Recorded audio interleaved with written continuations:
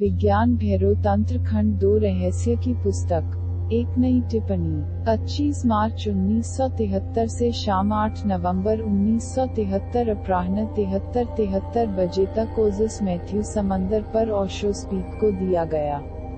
जब आप पूरी तरह से स्पष्ट रूप से देखते हैं, प्रदर्शन सुचारुता दर्ज करें, मन भ्रम है, कोई स्पष्टता नहीं है, और मन हमेशा भीड़ है, हमेशा बादल रहता है, कभी खुला आकाश, बादल रहित, खाली, मन वह नहीं हो सकता, आप अपने मन को स्पष्ट नहीं कर सकते हैं। ऐसा होना मन की प्रकृति नहीं है, मन अस्पष्ट रहेगा, यदि आप मन को पीछे छोड़ सकते हैं। यदि आप अचानक मन को पार कर सकते हैं और इससे बाहर आ सकते हैं, तो स्पष्टता आपके साथ होगी, आप स्पष्ट हो सकते हैं। लेकिन मन नहीं, स्पष्ट मन जैसी कोई चीज नहीं है, कभी नहीं रहा है और कभी नहीं होगा। मन का अर्थ है अशुद्धता। भ्रम, मन की संरचना को समझने की कोशिश करें, और फिर यह तकनीक आपके लिए स्पष्ट हो जाएगी। मन क्या है? विचारों की एक सतत प्रक्रिया, विचारों का एक सतत जुलूस, जुड़े, गैर संबद्ध, प्रासंगिक, अप्रासंगिक, कई बहुरंगी छापें हर जगह से एकत्र हुई, पूरा जीवन एक सभा है, एक धूल का जमावड़ा है, और यह आगे बढ़ता है और एक बच्चा पैदा होता है। एक बच्चा स्पष्ट है क्योंकि मन नहीं है। जिस क्षण मन प्रकट होता है, अशांति, भ्रम में प्रवेश होता है। एक बच्चा स्पष्ट, एक स्पष्टता है, लेकिन उसे ज्ञान, सूचना, संस्कृति, धर्म, स्थिति, आवश्यक, उपयोगी इकट्ठा करना होगा। उसे हर जगह से कई चीजों को इकट्ठा करना होगा, कई स्रोतों से, विपरीत, विरोधाभासी स्रोत, हजारों और हजारों स्रोतों से वह इकट्ठा होगा। फिर मन एक बाजार स्थान, एक भीड़ बन जाएगा, और इतने सारे स्रोतों के कारण भ्रम होना तय है। और जो भी आप इकट्ठा करते हैं, कुछ भी निश्चित नहीं है, क्योंकि ज्ञान हमेशा एक बढ़ता हुआ मामला है। मुझे याद है, किसी ने मुझे एक किस्सा सुनाया। वह एक महान खोजकर्ता था, और उसने मुझे अपने प्रोफेसर के बारे में बताया, जिसने उसे मेडिकल कॉलेज में 5 साल तक पढ़ाया था। प्रोफेसर अपने विषय के महान विद्वान थे। आखिरी काम उसने अपने छात्रों को इकट्ठा करने और उन्हें बताने के लिए किया था। एक बात और मुझे तुम्हें पढ़ानी है, मैंने आपको जो भी सिखाया है वह केवल 50% सही है, और शेष 50% बिल्कुल गलत है। लेकिन परेशानी यह है कि मुझे नहीं पता कि कौन सा 50% सही है और कौन सा 50% गलत है। मुझे नहीं पता। ज्ञान का संपूर्ण भाग ऐसा है, कुछ भी निश्चित नहीं है, किसी को पता नहीं है, हर कोई टटोल रहा है। ग्रुपिंग के माध्यम से हम सिस्टम बनाते हैं, और हजारों सिस्टम हैं। हिंदू कुछ कहते हैं, ईसाई कुछ और कहते हैं, मोहम्मदन अभी भी कुछ और कहते हैं। सभी विरोधाभासी, सभी एक दूसरे के विरोधाभासी, कोई समझौता नहीं, कोई निश्चितता नहीं, और ये सभी स्रोत आपके दिमाग के स्रोत हैं। तुम इकट्ठा करते हो, तुम्हारा चित्र अद्दिगज हो जाता है। भ्रम होना तय है। केवल एक व्यक्ति जो बहुत कुछ नहीं जानता है वह निश्चित हो सकता है। जितना अधिक आप जानते हैं, आप उतने अधिक अनिश्चित हो जाएंगे। आदिम लोग अधिक निश्चित थे और स्पष्ट रूप से अधिक स्पष्ट प्रतीत होते थे। कोई स्पष्टता नहीं थी, केवल तथ्यों की अनभिज्ञता जो उन्हें विरोधाभासी कर सकती थी। यदि आधुनिक मन अधिक भ्रमित है, तो इसका कारण यह है कि आधुनिक अधिक जानता है। यदि आप अधिक जानते हैं तो आप अधिक भ्रमित होंगे, क्योंकि अब आपके पास अधिक ज्ञान है, और जितना अधिक आप जानते हैं उतने अधिक अनिश्चित हो जाते हैं। केवल बेवकूफ निश्चित हो सकते हैं, केवल बेवकूफ हठधर्मी हो सकते हैं, केवल बेवकूफ कभी संकोच नहीं करेंगे। जितना अधिक आप जानते हैं, जितना अधिक पृथ्वी आपके पैरों से दूर ले जाया जाता है, उतना ही आप हिचकिचाते हैं। मेरे कहने का मतलब यह है कि जितना अधिक मन बढ़ता है, उतना ही अधिक आप जानते हैं कि मन की प्रकृति भ्रम है। जब मैं कहता हूँ कि केवल बेवकूफ निश्चित हो सकते हैं, मेरा मतलब यह नहीं है कि बुद्ध एक मूर्ख है, क्योंकि वह अनिश्चित नहीं है। अंतर याद रखें, वह निश्चित नहीं है, वह अनिश्चित नहीं है, वह केवल स्पष्ट है। मन के साथ अनिश्चितता, मूल मन के साथ निश्चितता, बिना दिमाग के दोनों गायब हो जाते हैं। निश्चितता और अनिश्चितता, बुद्ध स्पष्टता। एक स्थान, खुली जगह है, वह निश्चित नहीं है। निश्चित होने के लिए कुछ भी नहीं है, वह अनिश्चित नहीं है, क्योंकि अनिश्चित होने के लिए कुछ भी नहीं है। निश्चितता चाहने वाला ही अनिश्चित हो सकता है। मन हमेशा अनिश्चित होता है और हमेशा निश्चितता चाहता है, हमेशा भ्रमित और हमेशा स्पष्टता की तलाश में। बुद्ध वह है जिसने मन को गिरा दिया है, और मन के साथ सभी भ्रम, सभी निश्चितता, सभी अनिश्चितता, सब कुछ गिरा दिया जाता है। इसे इस तरह से देखें, आपकी चेतना आकाश की तरह है और आपका मन बादलों की तरह है। आकाश बादलों से अछूता रहता है, वे आते हैं और जाते हैं, कोई निशान नहीं बचा है। आकाश कुंवारी है, कोई रिकॉर्ड नहीं, कोई पैरों के निशान नहीं, बादलों का कुछ भी नहीं, कोई स्मृति नहीं। वे आते हैं और वे जाते हैं। आकाश अस्त व्यस्त रहता है, आपके भीतर भी यही है। चेतना अविचलित रहती है, विचार आते हैं और जाते हैं, मन विकसित होते हैं और गायब हो जाते हैं। और यह मत सोचो कि तुम्हारे पास एक मन है, आपके पास कई मन हैं। यह एक भीड़ है, आपके दिमाग बदलते रहते हैं। आप एक कम्युनिस्ट हैं, इसलिए आपके पास एक निश्चित प्रकार का दिमाग है। आप इसे छोड़ सकते हैं और आप कम्युनिस्ट विरोधी बन सकते हैं। फिर तुम्हारा एक अलग मन है, न केवल अलग, काफी विपरीत। आप अपनी ड्रेस की तरह ही अपने दिमाग को बदल सकते हैं और तुम बदलते चले जाते हो। आपको इसके बारे में पता नहीं होगा। ये बादल आते हैं और चले जाते हैं। यदि आप आकाश से अवगत हो जाते हैं, तो स्पष्टता प्राप्त की जा सकती है।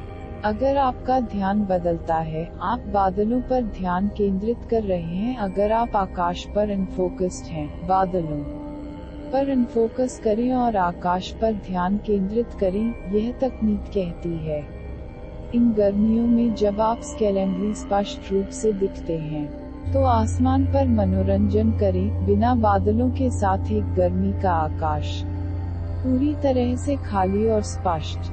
इसमें कुछ भी नहीं हिल रहा है।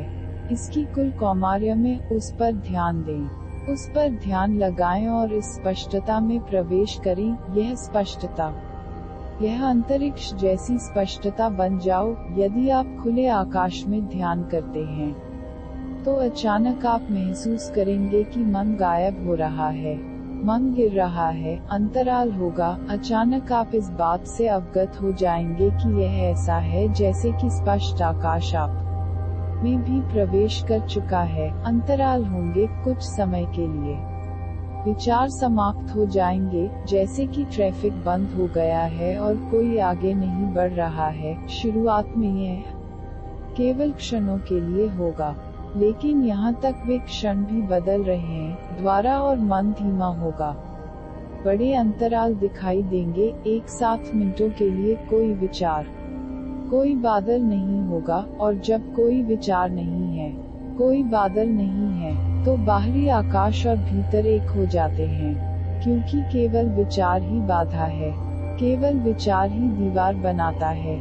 केवल इस विचार के कारण कि बाहरी बाहरी है और भीतर आंतरिक है। जब विचार नहीं होता है, तो बाहरी और भीतरी अपनी सीमाओं को खो देते हैं, वे एक हो जाते हैं। वास्तव में सीमाएं कभी भी वहां मौजूद नहीं थी, वे केवल विचार के कारण ही दिखाई देते हैं। बाधा, आकाश पर ध्यान सुंदर है, बस लेट जाओ ताकि तुम पृथ्वी को भूल जाओ। बस किसी भी मैदान पर किसी भी समुद्र तट पर अपनी पीठ के बल लेट जाए और बस आसमान की तरफ देखिए, लेकिन एक स्पष्ट आकाश सहायक होगा, स्पष्ट, अंतहीन और बस देखते हुए, आकाश को घूरते हुए, इसकी स्पष्टता को महसूस करो, अशुद्धता, असीम विस्तार, और फिर उस स्पष्टता में प्रवेश करो, उसके साथ एक हो जाओ, ऐसा महसूस करें जैसे आप आकाश बन गए हैं। अंतरिक्ष शुरुआत में, यदि आप केवल खुले आकाश पर ध्यान करते हैं, तो कुछ और नहीं करने पर अंतराल दिखाई देने लगेगा, क्योंकि जो भी आप देखते हैं वह आपके भीतर प्रवेश करता है, जिसको भी तुम भीतर देखते हो।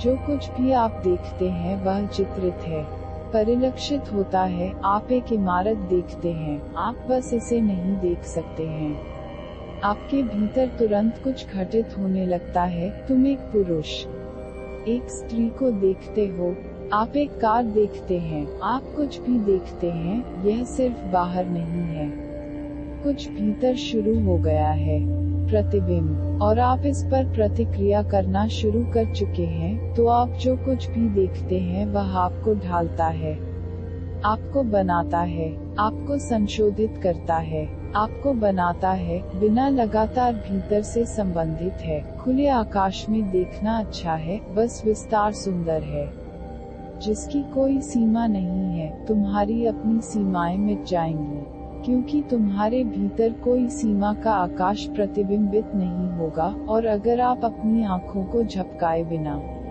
घूर सकते हैं तो यह अच्छा होगा, यदि आप अपनी आँखों को झपकाए बिना घूरते हैं, क्योंकि यदि आप अपनी आँखें झपकाते हैं तो आपकी विचार प्रक्रिया जारी रहेगी, बिना आँखें झपकाए घूरना। शून्यता में घूरें, उस शून्यता में जाएं, महसूस करें कि आप इसके साथ एक हो गए हैं, और किसी भी क्षण आकाश आपके भीतर प्रवेश कर जाएगा, इससे पहले कि आप आकाश में प्रवेश करते हैं, और फिर आकाश आप में प्रवेश करता है, और एक बैठक है। भीतर का आकाश बाहरी आकाश से मिल रहा है, उस बैठक में बोध होता है, उस बैठक में कोई मन नहीं है, क्योंकि बैठक तभी हो सकती है जब मन वहाँ न हो। उस बैठक में आप पहली बार हैं, न कि आपका मन। कोई भ्रम नहीं है, मन के बिना भ्रम नहीं हो सकता। कोई दुख नहीं है, क्योंकि दुख भी मन के बिना मौजूद नहीं हो सकता। क्या आपने इस तथ्य को कभी भी देखा है या नहीं? यह दुख आपके मन के बिना मौजूद नहीं हो सकता है। आप अपने मन के बिना दुखी नहीं हो सकते। बहुत स्रोत नहीं है, इस दुख से आपको कौन आपूर्ति करेगा? आपको कौन दुखी करेगा? और वही विपरीत दिशा से भी सच है। आप अपने मन के बिना दुखी नहीं हो सकते हैं, और आप अपने मन के साथ आनंदित नहीं हो सकते हैं। मन कभी भी आनंद का स्रोत नहीं हो सकता है। यदि आंतरिक और बाहरी आकाश मिलते हैं और मन गायब हो जाता है, तो भी एक पल के लिए आप एक नए जीवन से भर जाएंगे। उस जीवन की गुणवत्ता बिल्कुल अलग है। यह जीवन शाश्वत है, मृत्यु से निर्विरोध, किसी भय से निर्विरोध है। उस बैठक में आप यहाँ और अभी वर्तमान में होंगे, क्योंकि अतीत विचारों का है, भविष्य विचारों का है। अतीत और भविष्य आपके दिमाग का हिस्सा है, वर्तमान अस्तित्व है, यह आपके दिमाग का हिस्सा नहीं है। यह क्षण आपके दिमाग का नहीं है, जो क्षण जा चुका है। आने वाला पल आपके मन का है, यह क्षण कभी भी आपका नहीं है, बल्कि आप इस क्षण के हैं। तुम यहाँ मौजूद हो, अभी यहाँ। आपका दिमाग कहीं और मौजूद है, हमेशा कहीं और। खुद को लोड करें। मैं एक सूफी फकीर को पढ़ रहा था, वह एकांत पथ पर यात्रा कर रहा था। रास्ता सुनसान था, और उसने एक किसान को अपनी बैलगाड़ी के साथ देखा। गाड़ी कीचड़ में फंस गई थी, सड़क उबड़ खाबड़ थी। किसान अपनी बैलगाड़ी में सेब का एक बड़ा बोझ लेकर जा रहा था, लेकिन कहीं कहीं उबड़ खाबड़ सड़क पर वैगन का टेलबोर्ड अनियंत्रित हो गया और सेब बिखर गए, लेकिन उसे इसकी जानकारी नहीं थी। किसान को इसके बारे में पता नहीं था। जब गाड़ी कीचड़ में फंस गई तो पहले उसने किसी तरह उसे बाहर निकालने की कोशिश की, लेकिन सभी प्रयास व्यर्थ हो गए। इसलिए उसने सोचा, अब मुझे अपनी गाड़ी उतारनी होगी, तब शायद मैं खींच सकूं यह बाहर। उन्होंने पीछे मुड़कर देखा, मुश्किल से 1 दर्जन सेब बचे थे। लोड पहले से ही अनलोड था। आप उसके दुख को महसूस कर सकते हैं। सूफी ने अपने संस्मरणों में बताया है कि अतिरंजित किसान ने एक टिप्पणी की। उन्होंने कहा, अटक गया और उतारने के लिए कोई लानत नहीं। एकमात्र संभावना यह थी कि अगर वह गाड़ी को उतार सकता है तो वह बाहर आ सकता है, लेकिन अब अनलोड करने के लिए कुछ भी नहीं। सौभाग्य से आप इस तरह से फंस नहीं रहे हैं। आप अनलोड कर सकते हैं। आपकी गाड़ी बहुत अधिक भरी हुई है।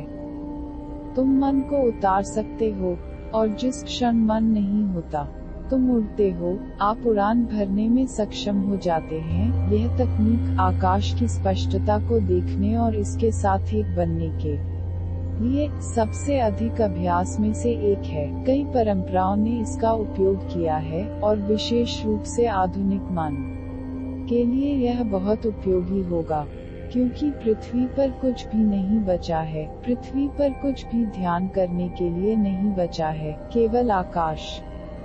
यदि आप चारों ओर देखते हैं, तो सब कुछ मानव निर्मित है।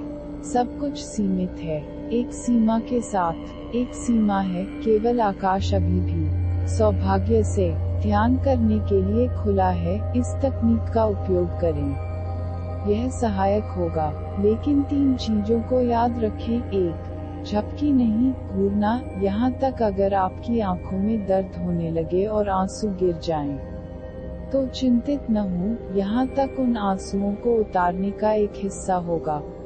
वे मददगार होंगे। वे आंसू आपकी आंखों को और अधिक मासूम और ताज़ा बना देंगे। तुम बस घूरते रहो। 2. बिंदु, आकाश के बारे में मत सोचो। याद रखना, आप आकाश के बारे में सोचना शुरू कर सकते हैं। आप आकाश के बारे में कई कविताओं, सुंदर कविताओं को याद कर सकते हैं। तब आप बिंदु को याद करेंगे। आप इसे के बारे में सोचने के लिए नहीं हैं, आप इसे दर्ज करने के लिए हैं। आप इसके साथ एक हैं, क्योंकि यदि आप इसके बारे में सोचना शुरू करते हैं, तो फिर से एक अवरोध पैदा होता है। आप फिर से आकाश को याद कर रहे हैं, और आप फिर से अपने दिमाग में संलग्न हैं। आकाश के बारे में मत सोचो, आकाश बनो। बस घूरो और आकाश में चले जाओ, और आकाश को तुम्हारे भीतर जाने की अनुमति दो। यदि आप आकाश में चले जाते हैं, तो आकाश तुरंत आपके पास पहुंच जाएगा। आप इसे कैसे कर सकते हैं? आप इसे कैसे करेंगे? यह आकाश में घूम रहा है। बस आगे और आगे की तरफ घूरते जाओ। घूर कर देखें, मानो आप सीमा खोजने की कोशिश कर रहे हैं। कैरी चाल, जितना हो सके उतना आगे बढ़ें। यही आंदोलन अवरोध को तोड़ देगा, और इस विधि का अभ्यास कम से कम 40 मिनट तक किया जाना चाहिए। इससे कम नहीं होगा। इससे ज्यादा मदद नहीं मिलेगी। जब आप वास्तव में महसूस करेंगे कि आप एक हो गए हैं, तो आप आंखें बंद कर सकते हैं। जब आकाश आप में प्रवेश कर गया है, तो आप आंखें बंद कर सकते हैं। आप इसे भीतर भी देख पाएंगे। फिर कोई जरूरत नहीं है, तो केवल 40 मिनट के बाद, जब आपको लगता है कि उथल पुथल हो गई है और एक सांप्रदायिकता है और आप इसका हिस्सा बन गए हैं और मन और नहीं है, आंखें बंद करें और भीतर आकाश में रहें। स्पष्टता तीसरे बिंदु में मदद करेगी। सच क्लैरिटी दर्ज करें। स्पष्टता में मदद मिलेगी, बिना पढ़े लिखे, बिना आसमान के। बस स्पष्टता से अवगत रहें जो आपके चारों ओर है। इसके बारे में मत सोचो। बस स्पष्टता, पवित्रता, मासूमियत के बारे में पता होना चाहिए। इन शब्दों को दोहराया नहीं जाना है। आपको उन्हें सोचने के बजाय महसूस करना होगा, और एक बार जब आप आकाश में घूरते हैं तो भावना आ जाएगी, क्योंकि यह आपकी ओर से इन चीजों की कल्पना करने के लिए नहीं है। वे वहाँ हैं। यदि आप घूरते हैं तो वे आपके साथ होने लगेंगे। आकाश शुद्ध है, अस्तित्व में सबसे शुद्ध चीज है, कुछ भी इसे अशुद्ध नहीं बनाता है। संसार आते हैं और चले जाते हैं, पृथ्वी वहाँ है और फिर गायब हो जाती है, और आकाश शुद्ध रहता है। पवित्रता तो है, आपको इसे प्रोजेक्ट करने की आवश्यकता नहीं है, आप बस इसे महसूस करने के लिए हैं, इसके प्रति संवेदनशील होने के लिए, ताकि आप इसे महसूस कर सकें। और स्पष्टता है, आकाश को तुम होने दो, आप इसे मजबूर नहीं कर सकते, आप केवल इसे होने दे सकते हैं। सभी ध्यान वास्तव में कुछ होने दे रहे हैं, कभी आक्रामकता के संदर्भ में मत सोचो, कभी कुछ मजबूर करने के संदर्भ में मत सोचो। आप कुछ भी मजबूर नहीं कर सकते वास्तव में, क्योंकि तुम जबरदस्ती करने की कोशिश कर रहे हो, तुमने सारी व्यथा पैदा कर दी है। कुछ भी मजबूर नहीं किया जा सकता है, लेकिन आप चीजों को होने दे सकते हैं। स्ट्रैंड बनो, चीजों को होने दें, निष्क्रिय हो। आकाश बिल्कुल निष्क्रिय है, कुछ भी नहीं कर रहा है, बस वही शेष है। बस निष्क्रिय रहें और आकाश के नीचे रहें, कमजोर, खुला। स्ट्रैंड अपनी ओर से कोई आक्रामकता के साथ, और फिर आकाश आप में प्रवेश करेगा। तब आपको पता चलेगा कि आप किस तरह से स्केलेंसली ब्लेयर में प्रवेश करते हैं। अगर यह नहीं है तो दर्ज करें, गर्मियों में आप क्या करेंगे? यदि आकाश मेघमय है, स्पष्ट नहीं है, तो अपनी आंखें बंद करें और बस आंतरिक आकाश में प्रवेश करें। बस अपनी आंखें बंद करें, और यदि आप कुछ विचार देखते हैं, तो बस उन्हें ऐसे देखिए जैसे कि वे आकाश में तैरते बादल हैं, पृष्ठभूमि। आकाश और विचारों के प्रति उदासीन रहें। हम विचारों से बहुत अधिक चिंतित हैं और अंतराल के बारे में कभी नहीं जानते हैं। एक विचार गुजरता है और दूसरे में प्रवेश करने से पहले एक अंतर है, उस अंतराल में आकाश है। फिर जब भी कोई विचार नहीं होता, तो क्या होता है? शून्यता है। इसलिए यदि आकाश में बादल छाए हुए हैं, यह गर्मी का समय नहीं है और आकाश स्पष्ट नहीं है। अपनी आंखें बंद करें, अपने दिमाग को पृष्ठभूमि पर केंद्रित करें। आंतरिक आकाश जिसमें विचार आते हैं और जाते हैं, विचारों पर ज्यादा ध्यान न दें। उस स्थान पर ध्यान दें जिसमें वे चलते हैं। उदाहरण के लिए, हम इस कमरे में बैठे हैं। मैं इस कमरे को दो तरह से देख सकता हूँ, या तो मैं तुम्हें देख सकता हूँ ताकि मैं उस स्थान के प्रति उदासीन हो जाऊँ जिस कमरे में तुम हो। जिस कमरे में तुम हो, मैं तुम्हें देखता हूँ। मैं अपने दिमाग को तुम पर केंद्रित करता हूँ जो यहाँ है, और कमरे में नहीं जो आप हैं। या मैं अपना ध्यान बदल सकता हूँ, मैं कमरे में देख सकता हूँ और मैं आपके प्रति उदासीन हो गया हूँ। आप वहाँ हैं, लेकिन मेरा जोर, मेरा ध्यान कमरे पर है। तब कुल परिप्रेक्ष्य बदल जाता है। बस आंतरिक दुनिया में ऐसा करें। अंतरिक्ष को देखो, विचार इसमें बढ़ रहे हैं, उनके प्रति उदासीन रहें, उन पर कोई ध्यान न दें। वे वहाँ हैं, ध्यान दें कि वे वहाँ हैं। चल रहा है, गली में ट्रैफिक बढ़ रहा है, सड़क को देखें और यातायात के प्रति उदासीन रहें। जो गुजर रहा है उसे देखने के लिए मत देखो, बस यह जान ले कि कुछ गुजर रहा है और उस स्थान के बारे में पता होना चाहिए जिसमें वह गुजर रहा है। फिर गर्मियों का आकाश भीतर होता है। गर्मियों की प्रतीक्षा करने की कोई आवश्यकता नहीं है, क्योंकि हमारे दिमाग ऐसे हैं कि वे किसी भी बहाने का पता लगा सकते हैं। वे कहेंगे ग्रीष्म यहाँ नहीं है, और यदि गर्मी है तो भी आकाश स्पष्ट नहीं है। पिछला अगला